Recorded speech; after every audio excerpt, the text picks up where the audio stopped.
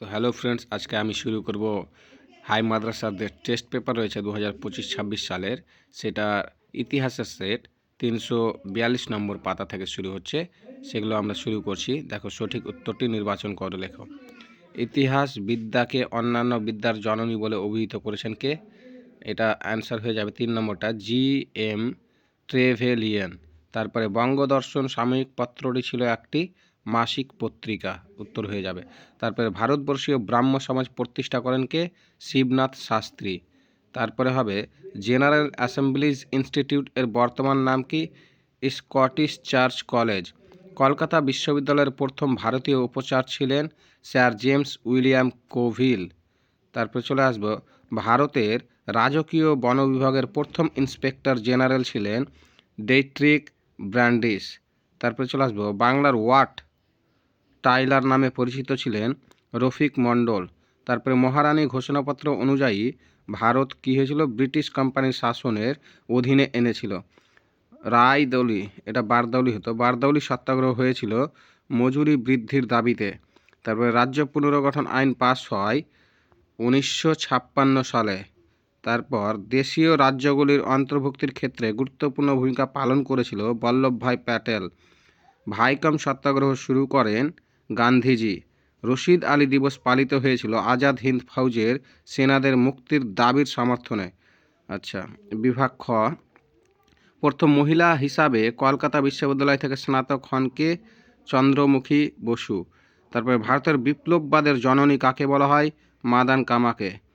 তারপরে স্বামী বিবেকানন্দ বিশ্ব ধর্ম সম্মেলনে যোগ দিয়েছিলেন কত সালে? 1893 সালে। টাইন ক্লাব কে তৈরি করেন? এটা সারদা রঞ্জন রাজ। অ্যান্সার হলো সারদা রঞ্জন রাজ। তারপরে সত্য মিথ্যা, তাহলে হিন্দু প্যাট্রিয়ট পত্রিকা নীল বিদ্রোহকে জাতীয় বিদ্রোহ হিসেবে আখ্যা দেয়। সত্য।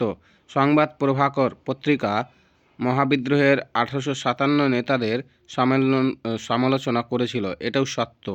তারপরে দেখো, মাতঙ্গিনী হাজরা বঙ্গভঙ্গ আন্দোলনের নেতৃত্ব দেন, এটা হচ্ছে মিথ্যা। অর্ধেক জীবন উপন্যাসের লেখক ছিলেন ঋত্বিক ঘটক, এটা হচ্ছে মিথ্যা। এটার অ্যান্সার হবে চিত্তরঞ্জন। ক স্তম্ভের সঙ্গে খ স্তম্ভ। জঙ্গলমহল হয়ে যাবে চুয়াড় বিদ্রোহ। তারপরে ন্যাশনাল পেপার, এটা হয়ে যাবে নবগোপাল মিত্র। বঙ্কিমচন্দ্র চট্টোপাধ্যায় হয়ে যাবে বিজ্ঞান রহস্য। লর্ড কার্জন বঙ্গভঙ্গের পরিকল্পনা করেন। এবার একটা মানচিত্র রয়েছে, মানচিত্রটা তোমরা নিজেরা করে নেবে মানচিত্রে গিয়ে। তারপরে বলছে নিম্নলিখিত বিবৃতিটির সঙ্গে কোন বিকল্প ব্যাখ্যাটি সব থেকে মানানসই লেখো। তাহলে বিবৃতি একটা দেওয়া আছে, রামমোহন রায় ব্রাহ্ম সভা স্থাপন করেছিলেন, এটা হচ্ছে একেশ্বরবাদ প্রচার করার জন্য। তারপরে বিবৃতি হচ্ছে গান্ধীজি জমিদারদের বিরুদ্ধে কৃষক আন্দোলন সমর্থন করেননি, এটা অ্যান্সার হয়ে যাবে গান্ধীজি হিংসাত্মক আন্দোলনের বিরোধী ছিলেন। চলে যাব আমরা পরের সেটে, 1 নম্বরেরগুলো আজকে আমরা কমপ্লিট করব। 344 নম্বর পাতা, ইসলামের ইতিহাস যে রয়েছে পূর্ণমান 26, বলছে সঠিক উত্তরটি নির্বাচন করে লেখো। নতুন ইসলামী সাম্রাজ্যের রক্ষাকারী বলা হয় কাকে? হযরত আবু বক্করকে। পবিত্র খলিফাদের আমলে ইসলাম প্রত্যক্ষ বিস্তার লাভ করেছিল কোথায়? সমগ্র আরব, পারস্য ও রোম সাম্রাজ্যে। উমাইয়া বংশের সূচনা করেন আমির মুয়াবিয়া। কারবালার যুদ্ধ সংগঠিত হয় মুহররম মাসে। ক্রুসেড প্রথম শুরু হয় 1095 খ্রিস্টাব্দে। বিভাগ খ, একটি সম্পূর্ণ বাক্যে উত্তর দাও। কত খ্রিস্টাব্দে উমাইয়া বংশের প্রতিষ্ঠা করেন? এটা হবে 632 দিকে মনে হচ্ছে আমার। তারপরে শিকলের যুদ্ধ কি? মজলিস উস-শুরা কি? সুন্নি কাদের বলা হয়? এগুলো তোমরা অবশ্যই পারবে, এগুলো দেখে নেবে একটু। জিব্রাইল, এটা কি হবে? জিব্রাইল ফেরেশতা। বাইতুল মাল কি হবে? কোষাগার। তারপরে চলে আসি সত্য মিথ্যাতে। হযরত মুহাম্মদ সাল্লাল্লাহু আলাইহি সাল্লাম ইন্তেকাল করেছিলেন 632 খ্রিস্টাব্দে, এটা হচ্ছে সত্য। দিল্লির সুলতানি যুগে লাক্স বক্স বলা হতো ইলতুৎমিশকে, এটা হবে কুতুবউদ্দিন আইবক।